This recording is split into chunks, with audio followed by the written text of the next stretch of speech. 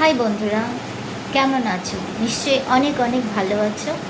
ভালো তো তোমাদের থাকতেই হবে, কারণ পুজো একদম দোরগোড়ায় চলে এলো বলে, তাই না?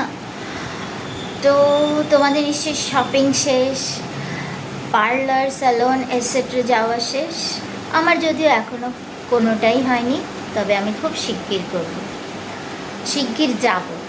ঠিক আছে, তো চলে এসো। অ্যাকচুয়ালি আমি তোমাদের সাথে কিছু টিপস শেয়ার করতে চাই, হেলথ রিলেটেড, তাছাড়া অন্যান্য টিপস, যাতে তোমাদের পুজো অনেকটাই স্মুথলি কাটে। তো চলে এসো প্রথম টিপসে। তোমরা কি করবে বলো তো? গুগল ম্যাপ, তাছাড়া অন্যান্য আরও যত অ্যাপস আছে এআই রিলেটেড অ্যাপস দিয়ে কি করবে বলো তো? ক্রাউডেড আর নন ক্রাউডেড, ভিড়যুক্ত জায়গা আর ভিড় ছাড়া জায়গাকে আলাদা করে নেবে।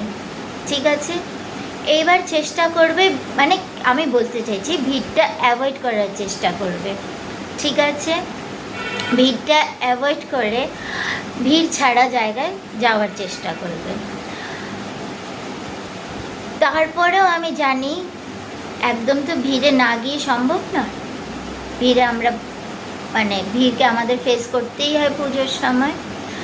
সেই ক্ষেত্রে তোমরা কি করবে? সেই ক্ষেত্রে তোমরা ওয়েট টিস্যু রাখবে, মাস্ক রাখবে, 2টো রুমাল রাখবে, স্যানিটাইজার রাখবে।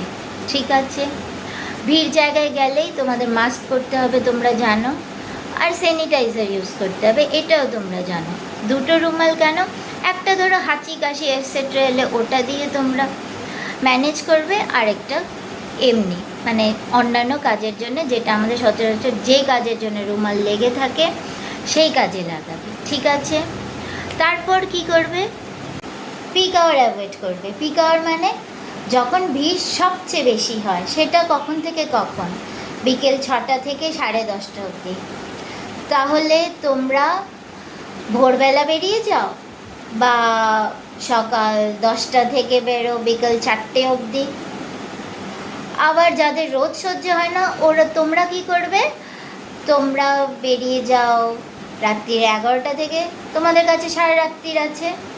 এবার এসো নতুন জুতোর বা নতুন স্যান্ডেলের কথায়। তোমরা নিশ্চয়ই এতদিনে নতুন স্যান্ডেল বা নতুন জুতো নিয়ে নিয়েছো।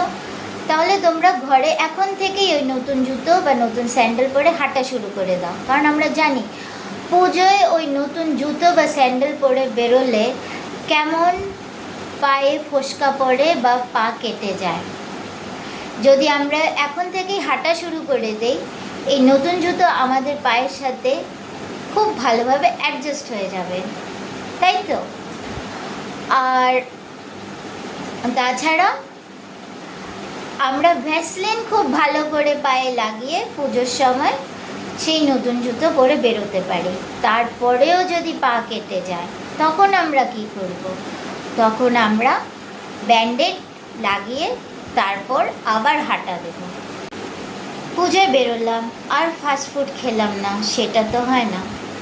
ফাস্টফুড খাওয়ার পর যদি চোরা ঢেকুর ওঠে, গলা জ্বালা করে, বুকে যন্ত্রণা হয় বা ওপরের পেটে যন্ত্রণা হয়, তখন আমরা কার্বোভেজের কথা ভাবতে পারি।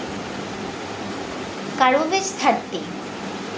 এবার যদি তেলে ভাজা বা ওয়েলি ফুড খেয়ে পরের দিন আমাদের পেট খারাপ বা কনস্টিপেশন হলো, তখন আমরা পালসাটিলা 30 খেয়ে দেখতে পারি।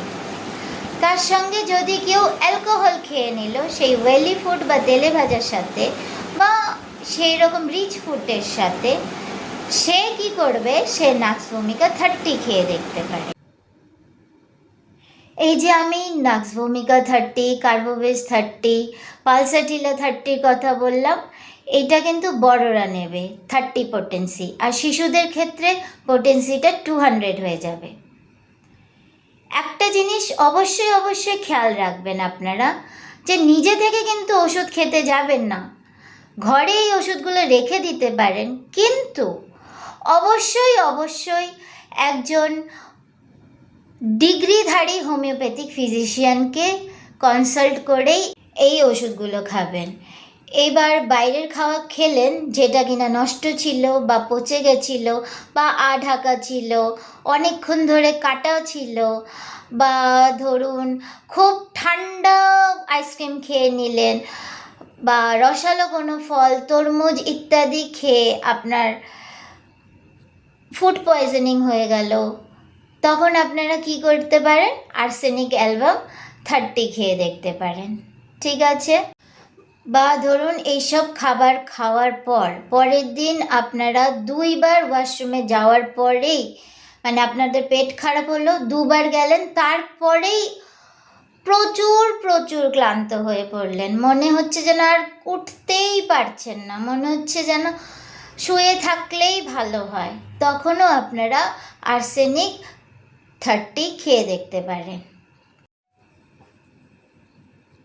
এবছর তো পুজো অনেকটাই এগিয়ে এলো, মনে হয় না আমরা কুয়াশা পাবো, কিন্তু আমাদের প্রিকশন কিন্তু নিয়ে রাখতে হবে।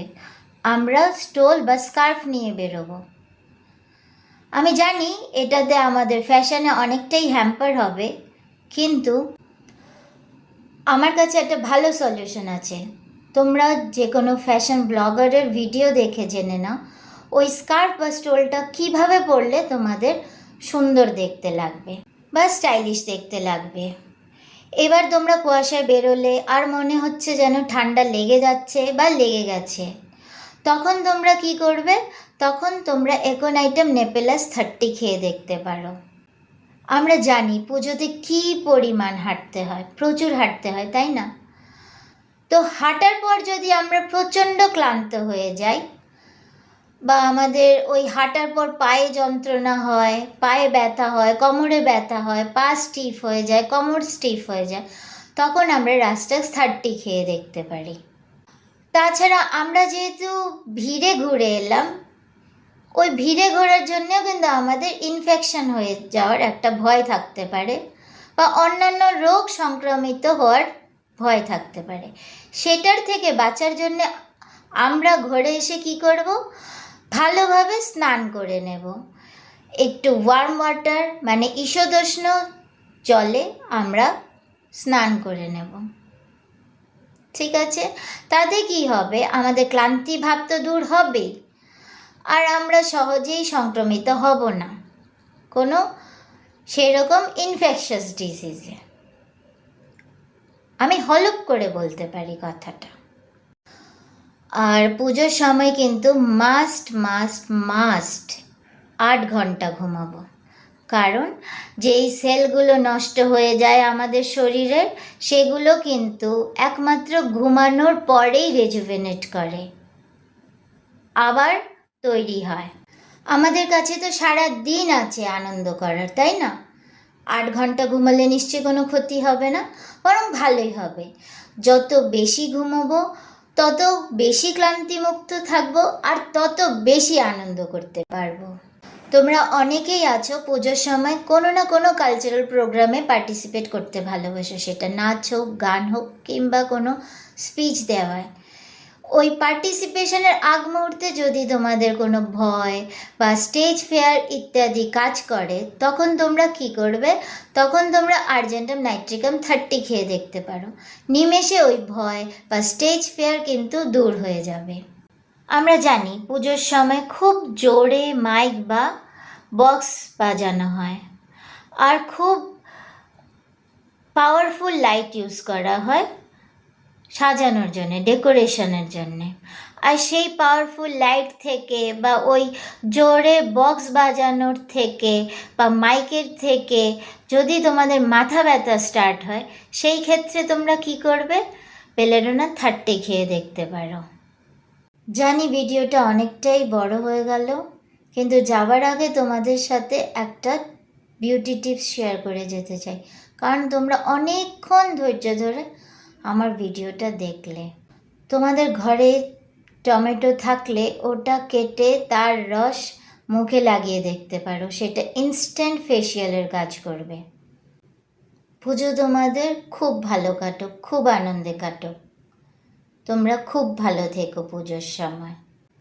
তোমাদের যদি আমার এই ভিডিওটা ভালো লেগে থাকে বা মনে করো যে আমার ভিডিওটা ইউজফুল, তাহলে তোমরা যাদের কেয়ার করো, যাদের ভালোবাসো, তার সাথে আমার ভিডিওটা অবশ্যই শেয়ার করবে, আর কমেন্ট সেকশানে জানাবে তোমাদের কেমন লাগলো, লাইক করবে, আর আমার চ্যানেলটাকে সাবস্ক্রাইব করবে যাতে আমি আরও এরম ভিডিও বানানোর জন্য উৎসাহ পাই। Thank you very much.